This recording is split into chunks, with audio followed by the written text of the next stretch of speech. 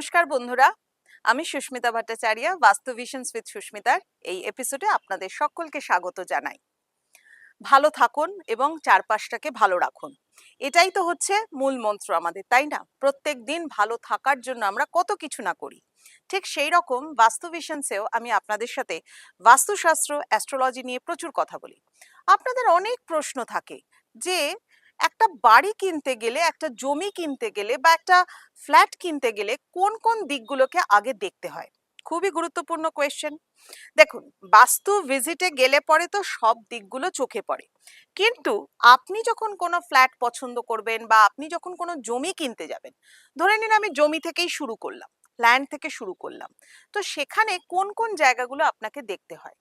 তো ফার্স্ট আমি যেটা বলবো সেটা হচ্ছে, জমির ক্ষেত্রে আমাদের বৈদিক শাস্ত্র মতে, যেহেতু বাস্তুশাস্ত্র অতি প্রাচীন, মানে আমাদের স্থাপত্য ভেদের মধ্যে বাস্তুশাস্ত্রের উল্লেখ রয়েছে, সে কারণে বাস্তুর বিভিন্ন তথ্যের মধ্যে এটা পাওয়া যায় জমি চার প্রকারের হয়: ব্রাহ্মণ, ক্ষত্রিয়, বৈশ্য, শূদ্র। এই চার প্রকার জমির ভেদাভেদ করা আপনার পক্ষে বা সাধারণ মানুষের পক্ষে একটু অসুবিধা হয়ে যায়। ঠিক আছে, এই পার্টটাকে ছেড়ে দিয়ে বাকি পার্টগুলোকে দেখলাম কিরকম। ফার্স্ট হচ্ছে সারাউন্ডিংস অফ দ্য প্লট। আপনার যে প্লট বা আপনার যে জমিটা আছে তার সারাউন্ডিংসে কি আছে। ডিরেকশন অফ দ্য প্লট, আপনার প্লটটা কোন ডিরেকশনে রয়েছে, নর্দার্ন ফেসিং রয়েছে, সাউদার্ন ফেসিং রয়েছে, নাকি ইস্টার্ন ফেসিং, নাকি ওয়েস্টার্ন ফেসিং রয়েছে, ডিরেকশনটা কিরকম রয়েছে জমির। দেন হচ্ছে মানে রোড অ্যারাউন্ড দ্য প্লট, মানে জমির চারপাশে কি ধরনের রাস্তা রয়েছে। আপনি কি কোনো কর্নার প্লটকে চুজ করেছেন, সেটা কি আপনার সাউথ ইস্ট কর্নার, নাকি আপনি নর্থ ইস্টের কর্নার প্লটকে চুজ করেছেন, নাকি আপনি সাউথ ওয়েস্টের প্লটকে চুজ করেছেন। এটা হচ্ছে 3 নম্বর দেখার ব্যাপার। যদি আপনার নর্থ ইস্টের কর্নার প্লট হয় তাহলে খুব ভালো, সাউথ ইস্টের কর্নার প্লট আর সাউথ ওয়েস্টের কর্নার প্লটকে একটু এড়িয়ে চলুন।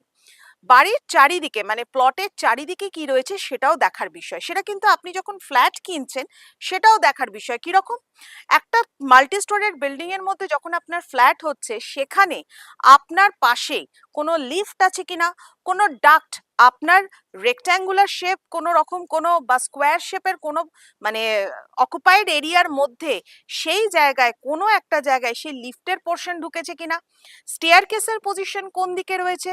মানে সেটা কিন্তু আমাদের প্লটের ক্ষেত্রেও অবশ্যই প্রযোজ্য। আপনি যখন বাড়ি তৈরি করবেন সেখানে যেরকম স্টেয়ার কেসটা দেখতে হবে, আপনি যখন একটা বাড়ি কিনতে যাবেন, একটা ফ্ল্যাট কিনতে যাবেন, সেখানেও কিন্তু দেখতে হবে এই ব্যাপারগুলোকে। নেক্সট হচ্ছে অবস্ট্রাকশন অফ দ্য প্লট। প্লটের বাইরের দিকে বা আপনার মানে মেন এন্ট্রান্সের বাইরের দিকে যদি আপনি ফ্ল্যাট কেনেন, তার যদি অপোজিটে লিফট থাকে তাহলে কিন্তু অত্যন্ত অশুভ। সেই ধরনের ফ্ল্যাটটাকে কিন্তু অবশ্যই এড়িয়ে চলবেন। বা যখন আপনি কোনো জমি কিনতে যাচ্ছেন বা কোনো পুরনো বাড়ি কিনতে যাচ্ছেন, সেই জমির বা প্লটের সামনের দিকে কোনো রকম ভাবে কোনো যদি পয়জন অ্যারো থাকে, পয়জন অ্যারো হচ্ছে দুটো বাড়ির মধ্যিখানে সরু অংশ, পয়জন অ্যারো হচ্ছে কোনো একটা বড় বাড়ি, বিশাল বড় বিল্ডিং একদম আপনার জমির সামনেই পড়ে যাচ্ছে, যেটা আপনার ওপরে, আপনার জমির ওপরে একটা পয়জন অ্যারোর এফেক্ট ক্রিয়েট করছে। এই পয়জন অ্যারোর চ্যাপ্টারটা কিন্তু অনেক বড়, মানে এটা বোঝাতে গেলে কিন্তু অনেকটা সময় লাগবে। জাস্ট আমি দুটো এক্সাম্পল আপনাদেরকে দিলাম। মানে কোনো নেগেটিভ ভাইব্রেশন ক্রিয়েট হচ্ছে বা আপনার জমির থেকে বড় কিছু আপনার দিকে ধেয়ে আসছে, এই রকম ধরনের যেন কোনো কিছু না থাকে। বা কোনো টি শেপ রোড বা কোনো একদম সামনের দিকে কোনো রোড সোজা বেরিয়ে গেছে, এই ধরনের জমিটাকে কিন্তু আপনি অ্যাভয়েড করে চলবেন। বা কোনো কর্নার, বাড়ির কর্নার, এটাও কিন্তু পয়জন অ্যারো, সেটাও যদি আপনার প্লটের অপোজিটে থাকে, that is an obstruction of the plot. আবার ধরুন নেক্সট হচ্ছে শেপ অফ দ্য প্লট। প্লটের শেপ কি রকম ধরনের রয়েছে, যদি রেক্ট্যাঙ্গুলার, যদি অক্টাগোনাল, যদি হেক্সাগোনাল, যদি স্কোয়ার জমি হয় খুব ভালো।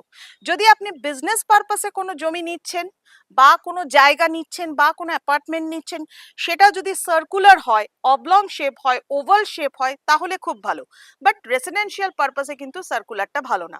রেসিডেন্সিয়াল পারপাসে অবশ্যই কিন্তু আপনাকে রেক্ট্যাঙ্গুলার শেপ প্লট বা আপনাকে স্কোয়ার শেপ প্লট বা আপনাকে নিতে হবে হচ্ছে অক্টাগোনাল, হেক্সাগোনাল। এরপরে আসছে রিট্রাকশন অফ দ্য প্লট। যদি আপনার জায়গার মধ্যে কোনো রিট্রাকশন থাকে, মানে যে জায়গাটা কেটে বেরিয়ে গেছে, যদি এল শেপের আপনার ফ্ল্যাট হয় বা এল শেপের প্লট হয়, বা যদি আপনার ইউ শেপের প্লট হয়, বা যদি ধরুন একটা যখনই দেখবেন একটা কর্নার কেটে বেরিয়ে গেছে, কাট অফ হয়ে গেছে, তখন কিন্তু সেখানে আর চারটে কোণ থাকে না। চারটে কোণ কি থাকে বলুন? চিন্তা করে ভালো করে বলুন বা হাতে ড্র করে আপনারা বলুন। চারটে কোণ কিন্তু তখন থাকে না, তখন কিন্তু হয়ে যায় পাঁচটা কোণ, ছটা কোণ, সাতটা কোণ এসে যায়, মানে কর্নার গুলো অনেকগুলো বেরিয়ে যায়। তার মানে যখনই 360 ডিগ্রি অ্যাঙ্গেলের মধ্যে যখনই আপনার কর্নার অনেকগুলো বেরিয়ে যাচ্ছে, সেখানে কিন্তু একটা কর্নারও 90 ডিগ্রি থাকছে না, 90 ডিগ্রি থেকে নয় বেশি নয় কম এসে যাচ্ছে, এটাও কিন্তু অত্যন্ত খারাপ। দেন হচ্ছে extension of the plot. Extension of the plot মানে হচ্ছে কোনো জায়গা কোনো দিকে এক্সটেন্ডেড হয়ে বেরিয়ে আছে। যে প্লটে north east corner extended, that is very auspicious. But যে প্লটের মধ্যে মানে সাউথ ওয়েস্ট কর্নার এক্সটেন্ডেড বা সাউথ ইস্ট কর্নার এক্সটেন্ডেড বা নর্থ ওয়েস্ট কর্নারগুলো এক্সটেন্ডেড, তাহলে কিন্তু সেই প্লটগুলো অবশ্যই এড়িয়ে চলুন। এবং এই পয়েন্টগুলোকে মাথায় রেখে যখন কোনো জমি কিনবেন বা ফ্ল্যাট কিনবেন, বেসিক এই পয়েন্টগুলোকে মাথায় রাখুন। এছাড়াও আরো আছে, আর যদি জানতে ইচ্ছা করে আমাকে কমেন্টসে জানান। অবশ্যই আগামী অন্যান্য এপিসোডগুলোতে আপনাদের সাথে কিন্তু এগুলো নিয়েই কথা বলবো। ভালো থাকুন, সকলকে ভালো রাখুন।